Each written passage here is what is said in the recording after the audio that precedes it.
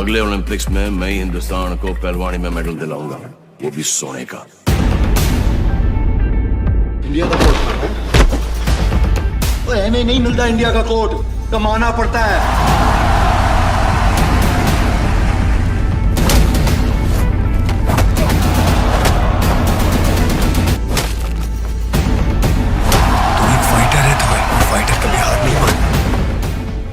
आखिर कैसे शुरू हुआ है एक रेसलर बनने का सफर, कैसी चुनौतियों का करना पड़ा था उसको सामना, कैसे मिला रेसलर को अपना पहला मेडल। नमस्कार दोस्तों, एक बार फिर से आप सभी का स्वागत है बॉलीग्राज स्टूडियोज में। तो मैं हूं आपके साथ अनुष्का त्यागी। दोस्तों, इस कहानी की शुरुआत होती है मध्य प्रदेश के इंदौर के रहने वाले एक आम लड़के से। इस लड़के ने अभी हाल ही में अपने पिता को खो दिया है, जो उसके घर के एकमात्र कमाने वाले आदमी थे। उसके पिता के जाने के बाद से घर की सारी जिम्मेदारी उस लड़के पे आ जाती हैं। लड़के का नाम शिवा पवार यानी कि सिद्धार्थ मल्होत्रा था। दोस्तों, शिवा की 2 बड़ी बहनें भी होती हैं, जिनकी बहुत पहले ही शादी हो चुकी थी।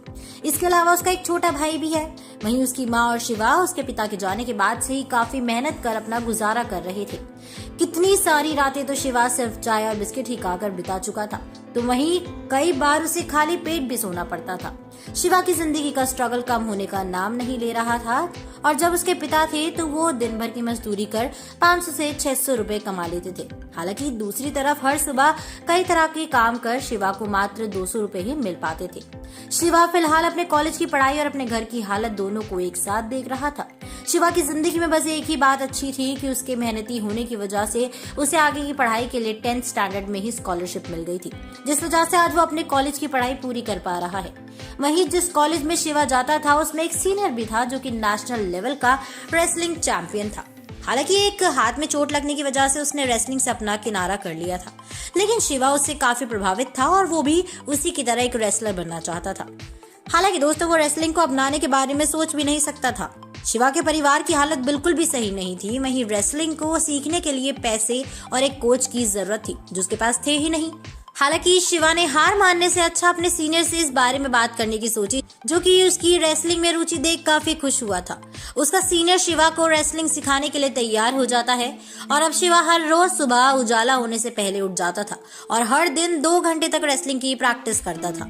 इसके अलावा वो सुबह 7 बजे से 9 बजे तक सड़क पे सब्जी बेचकर अपने फैमिली को सपोर्ट करने के लिए कुछ कमा लेता था, और इसके बाद वो अपने कॉलेज के लिए जाता था।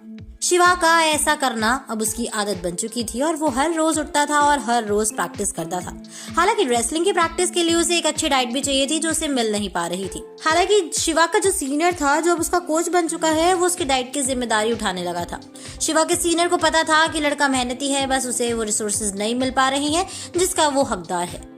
हालांकि शिवा की मेहनत पे एक दिन उसके कॉलेज के स्पोर्ट्स टीचर की नजर पड़ती है, जो शिवा का नाम स्वीडन में होने वाले इंटरनेशनल रेसलिंग कंपटीशन के लिए भेज देता है।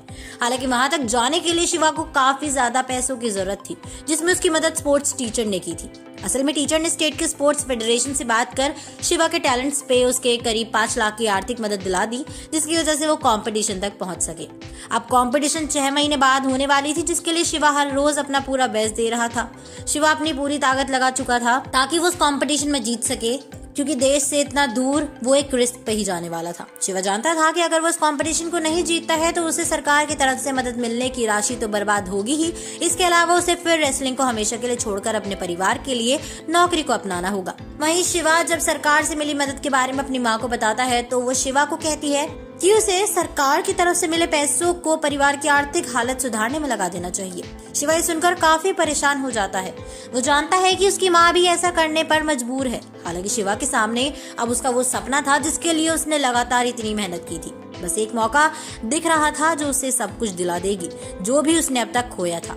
शिवा अब भी हर सुबह उठकर अपनी प्रैक्टिस के लिए जाता था।